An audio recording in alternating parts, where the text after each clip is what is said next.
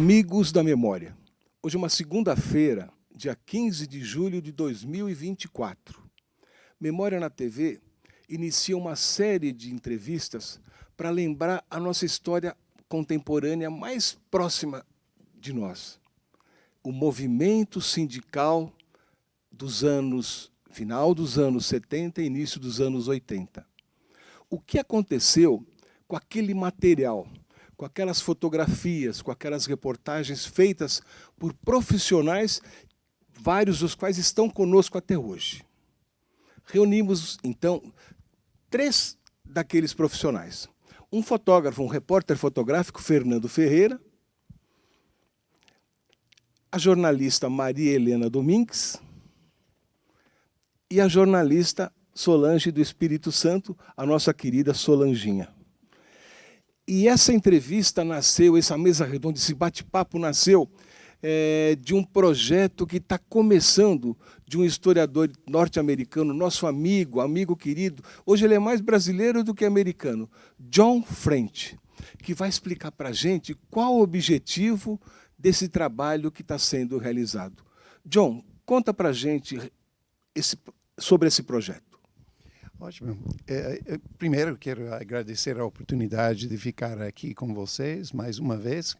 A minha história com o Diário do Grande ABC começou em 81, 82, quando eu estava aqui para 20 meses fazendo pesquisas sobre o movimento política eleitoral e o movimento sindical antes de 64.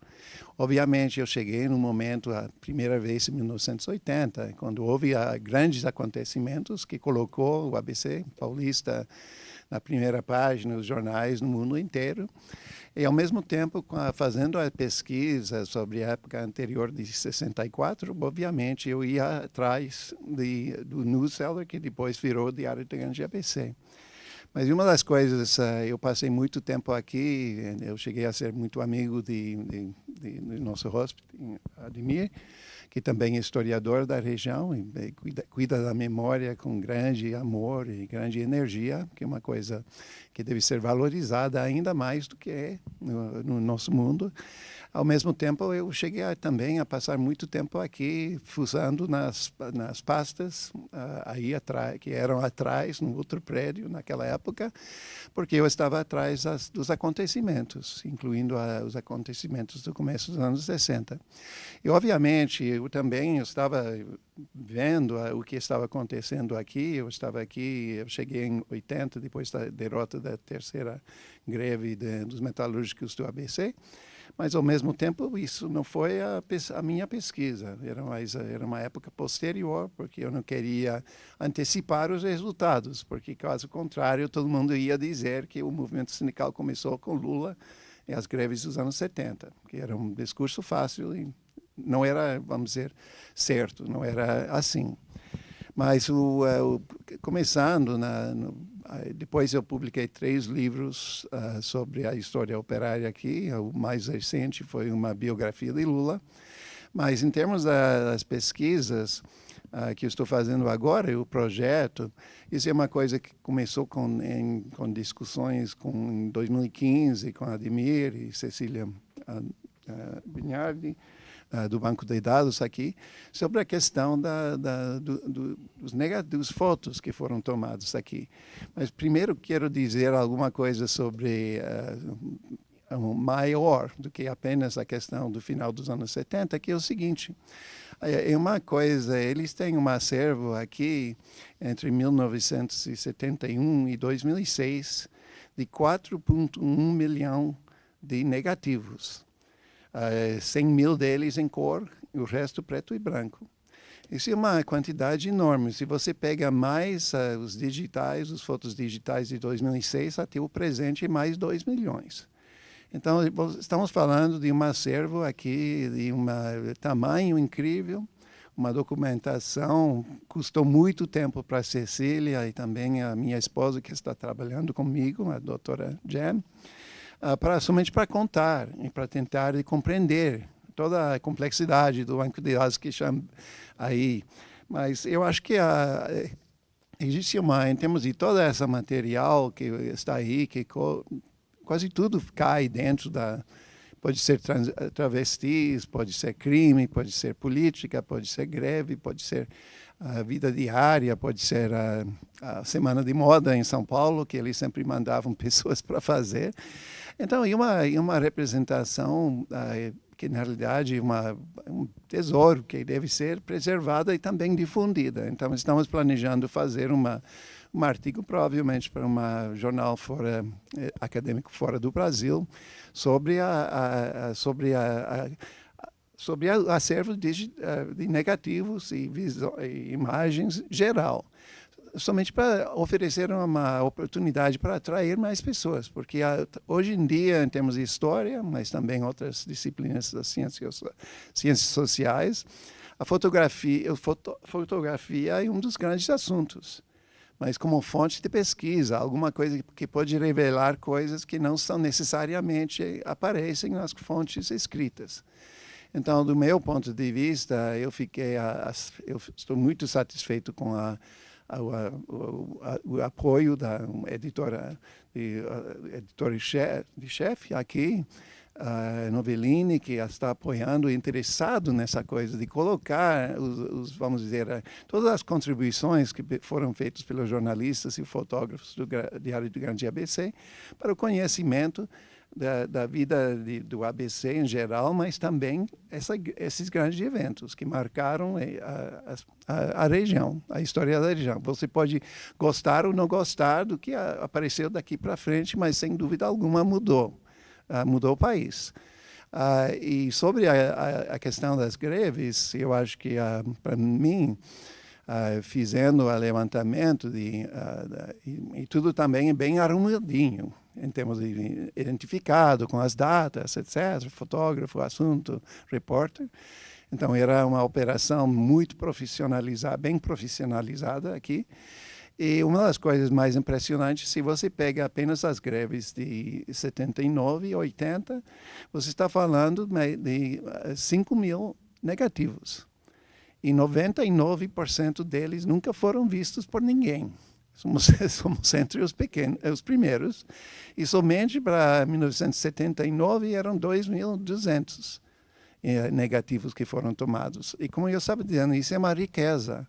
E, em geral, as pessoas são muito acostumadas a algumas imagens, as grandes assembleias, por exemplo, e Lula falando com eles, mas, na realidade, não são tratados de uma forma com realismo, não, porque depende da Assembleia, o que está acontecendo, o que estão sentindo as pessoas, o que está acontecendo entre a pessoa falando e as pessoas embaixo. Então, eu acho que temos a nossa proposta exatamente de trabalhar com as imagens aqui para reconstruir, colocando menos atenção na questão de quem está falando para o grupo, as pessoas atrás dos microfones, mas também tentando de abrir o espaço, porque, como várias pessoas dizem, cada vida é um livro. E cada pessoa tem uma história a contar. No ideal, seria uma coisa de convidar todas as pessoas que participaram. E tem um pequeno exemplo disso no documentário de Eduardo Coutinho, Peões, onde eles fizeram isso, começando com imagens, indo atrás das pessoas. Mas eu acho, para mim, a outra questão, isso é parte da história do jornalismo no Brasil. E é muito importante conhecer as grandes equipes que fizeram um trabalho conjunto, coletivo, com apoio também da direção do jornal, porque caiu nos seus mãos, as pessoas que estão aqui, caiu uma grande história.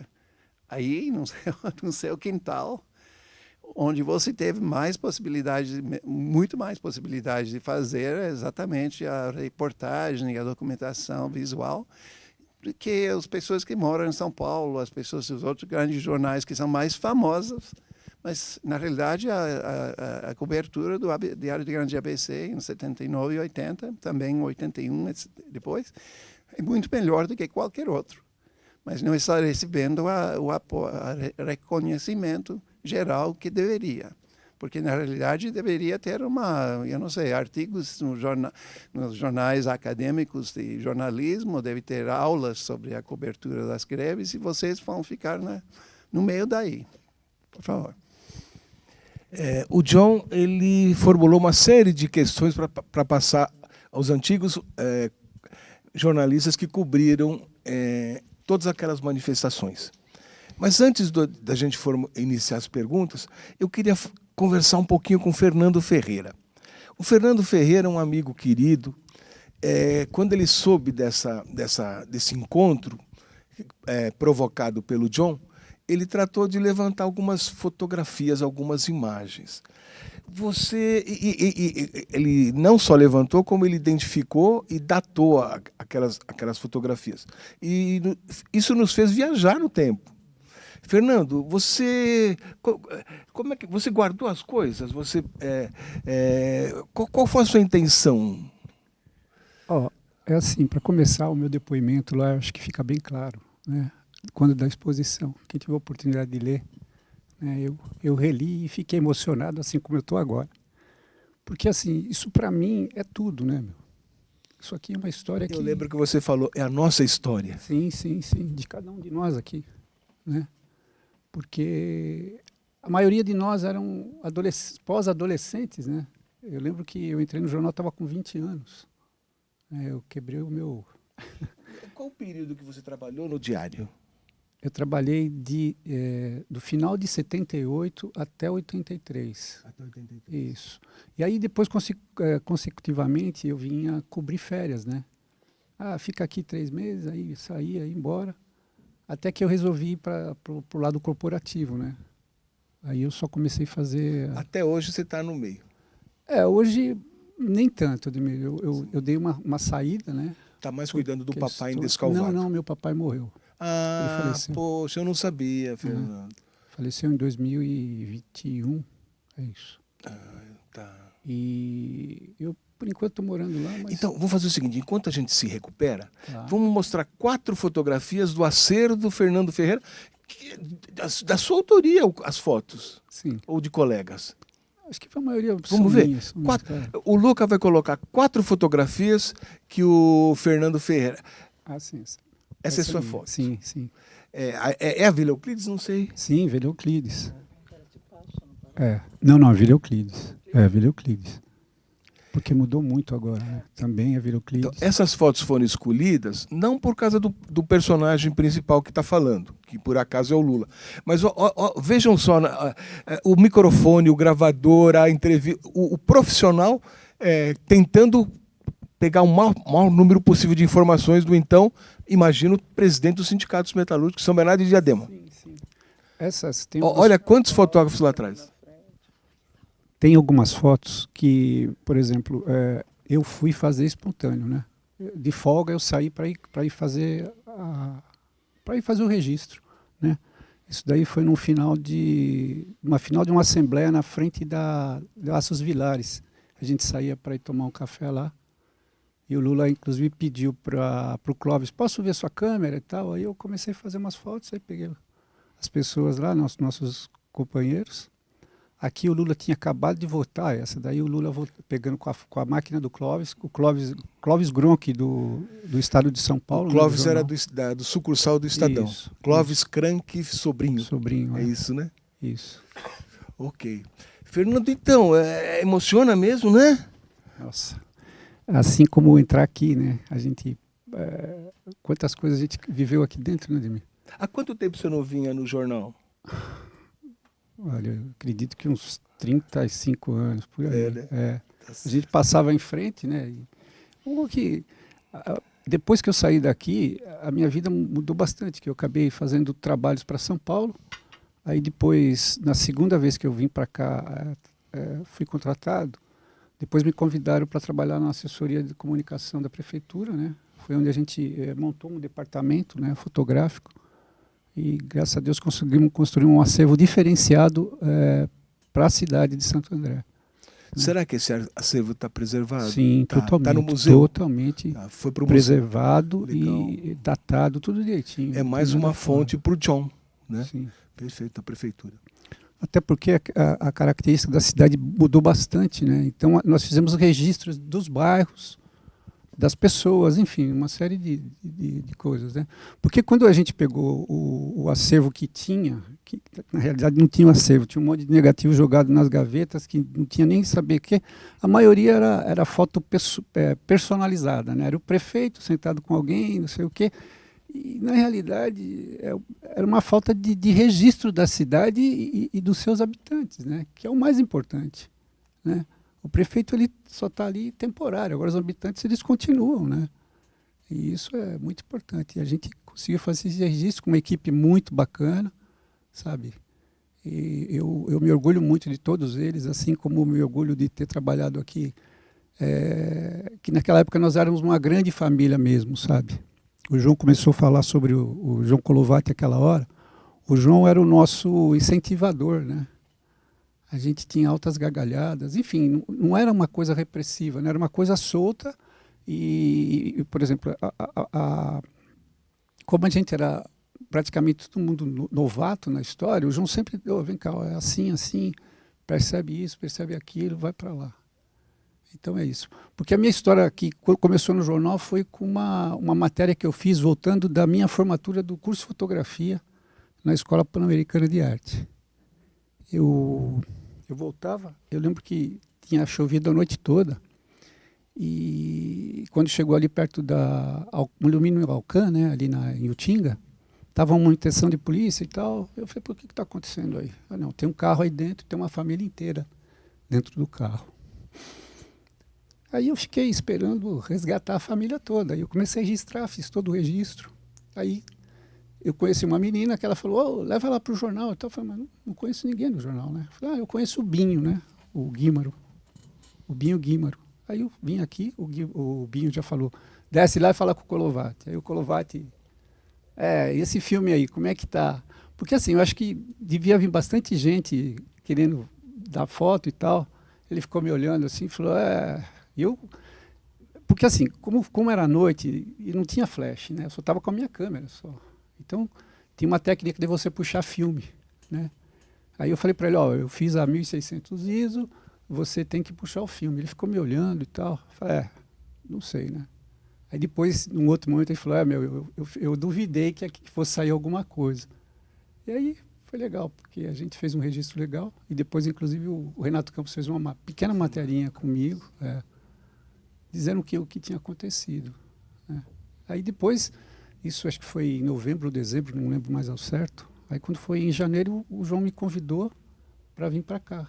Aí foi quando eu entrei. O João que te chamou. Legal. E aí a gente ficou, né? E criou. E lá eu me lembro que nós éramos em aproximadamente, nas trocas de turno, dava de 15 a 20 fotógrafos, né? E a nossa restrição era pequena, porque nós não tínhamos equipamentos para todo esse pessoal, né? E você saía com uma câmera e uma lente só, para a rua. E tem 2 rolinhos de filme aqui e se vira. E nas greves o máximo que acontecia era 6 rolos de filme. Você tem que ir para a rua e ficar...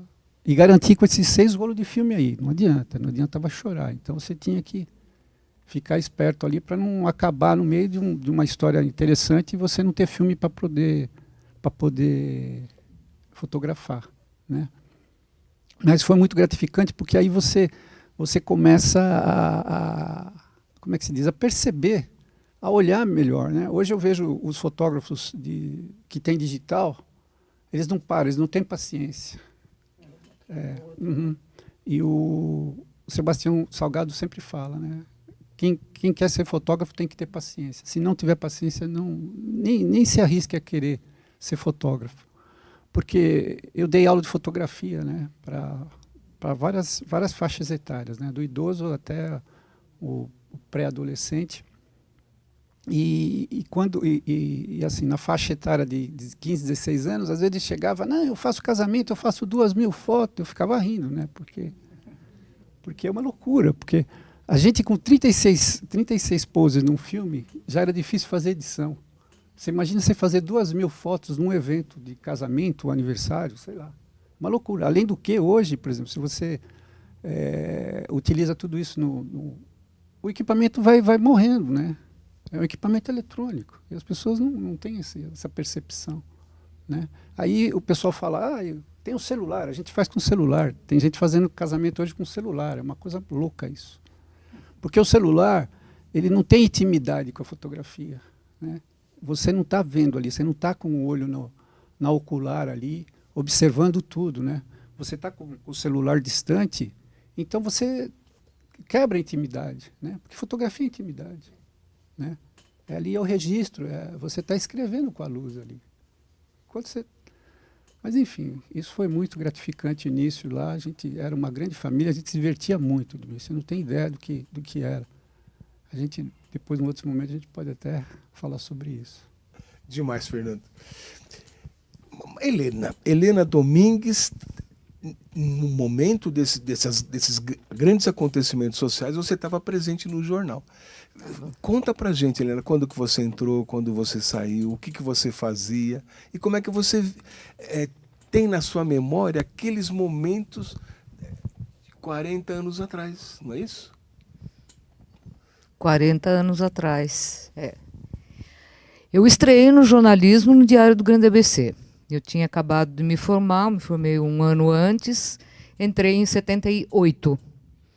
Né, no Diário do Grande ABC, como copydesk, que é uma função que hoje não existe mais, infelizmente, que é o copydesk, é o preparador do texto, né?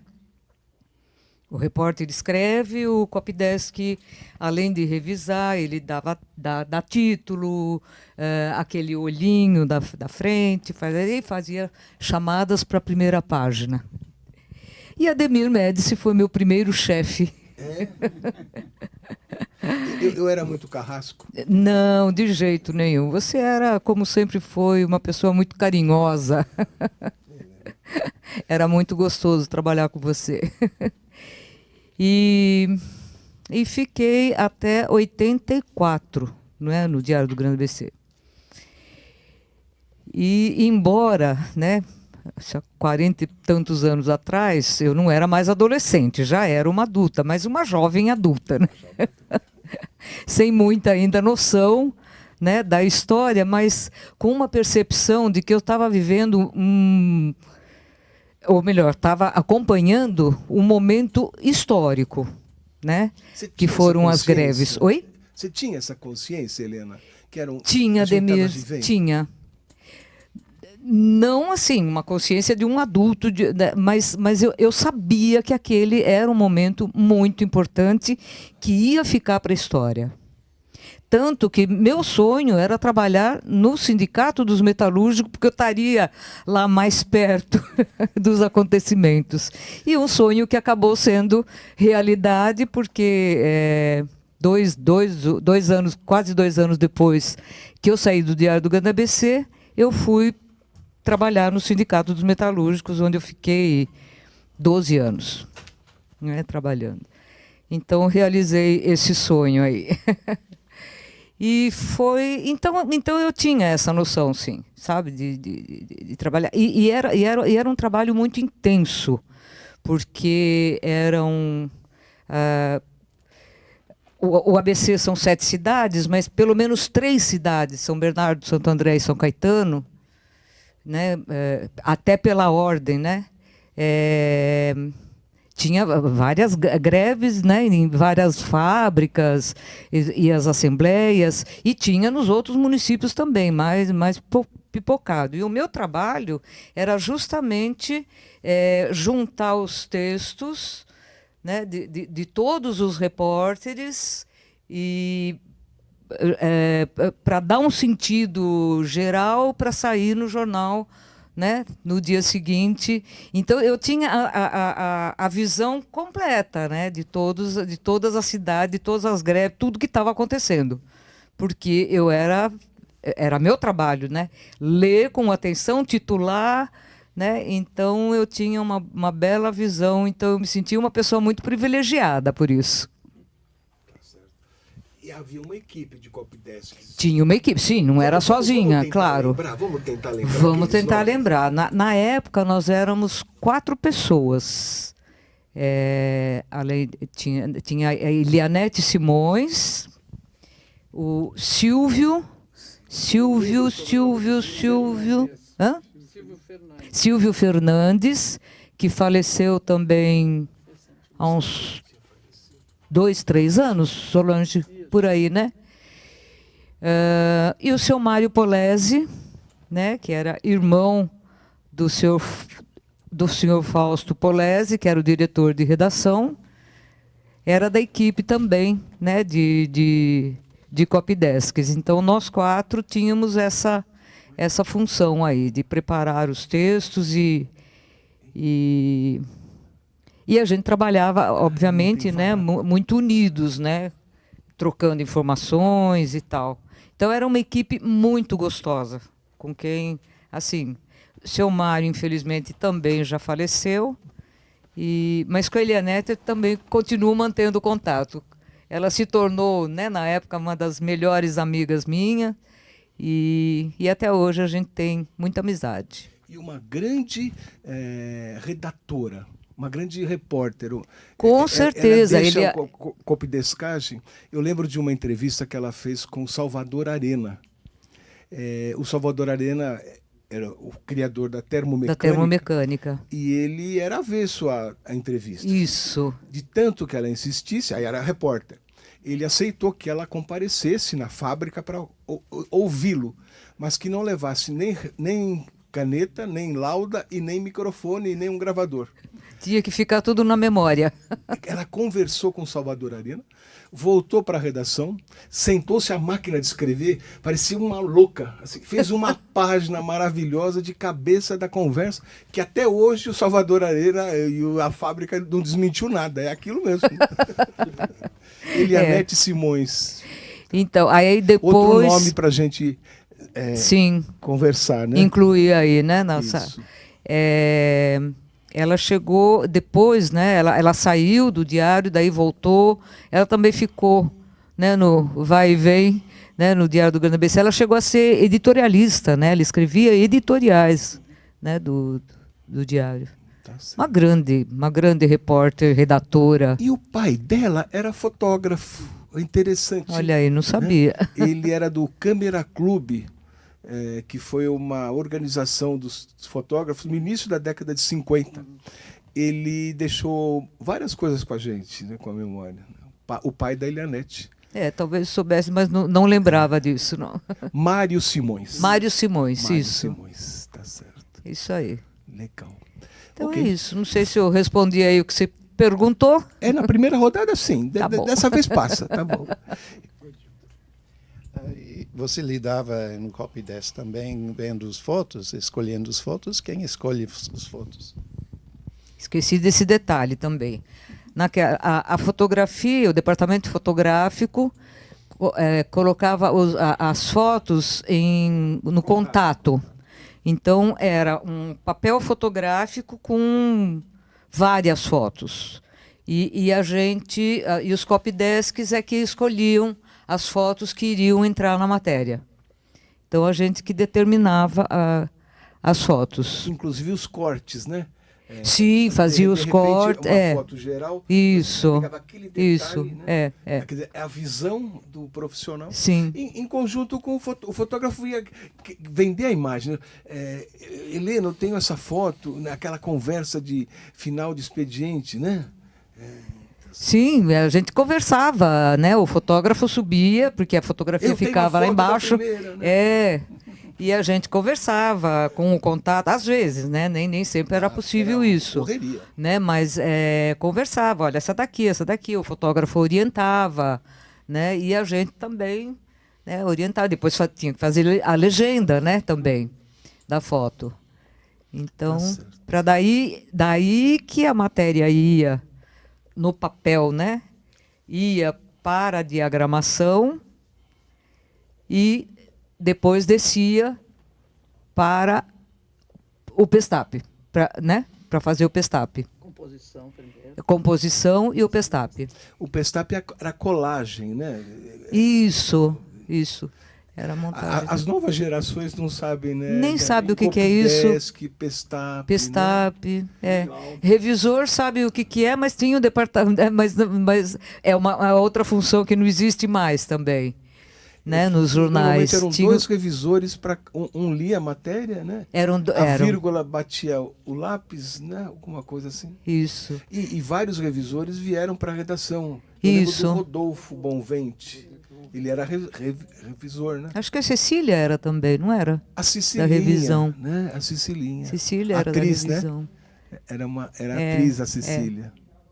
O Rodolfo hoje é professor universitário, a Cecília nos deixou. E a revisão era, como você falou, era em dupla, né? E eu me lembro, assim, porque eu também fui revisora, não no Diário do Grande ABC, eu cheguei a ser revisora no Estadão. Mas era uma batucada, porque, né, a gente batia 2 vezes quando tinha erro, então era uma batucada na mesa fazendo revisão. Bons tempos. Solanginha, você chegou a trabalhar de revisora? Eu acho que não. Não, Ademir, eu vim direto para a redação como repórter. Né?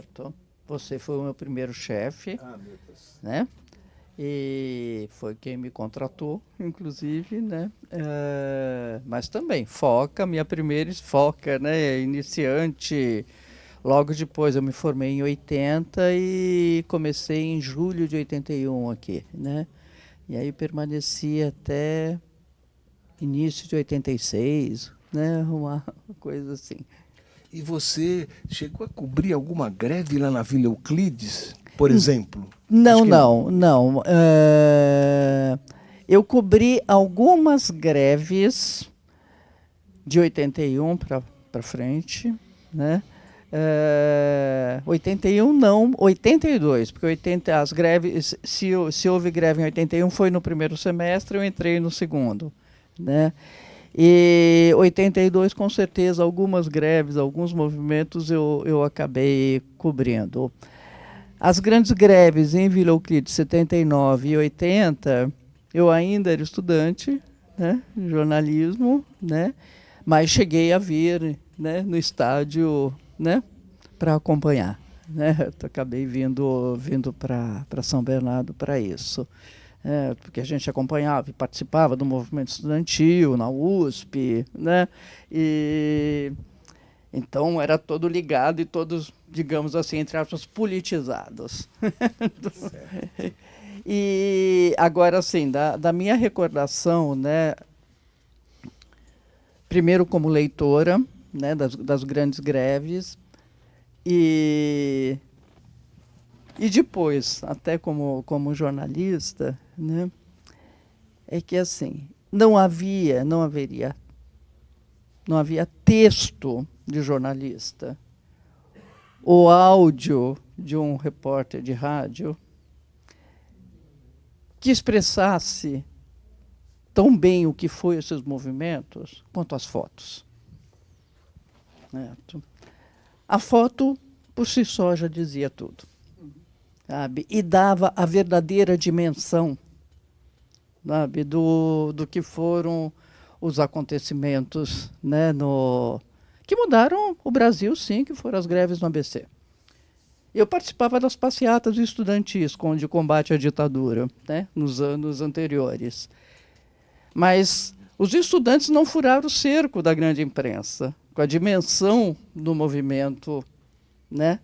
O cerco da grande imprensa e o cerco da censura, né? Porque a gente vivia ainda sob a ditadura e a censura. Foram as greves do ABC que furaram o cerco da censura, né? E da dimensão real de abrir página para os movimentos, né? Porque os jornais não tinham mais como esconder o que estava acontecendo, né? E conseguiram driblar a censura, do que até então imperava. É isso. E as greves do ABC ganharam a dimensão nacional que mereciam e a dimensão internacional, inclusive. Que pôs o Brasil e o movimento sindical em foco.